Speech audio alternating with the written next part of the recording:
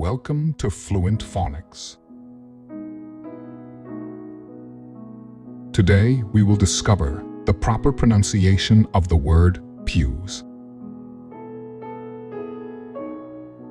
Pews. Pews. Pews.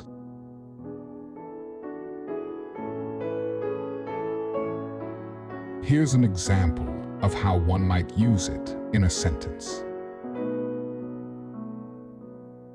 Church was full, with people crowding into the pews to listen to the sermon.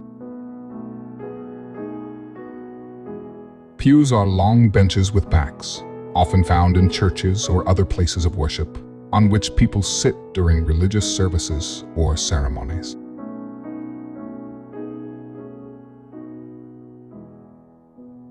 Thank you for your time. If you enjoyed this, please like and subscribe for further content.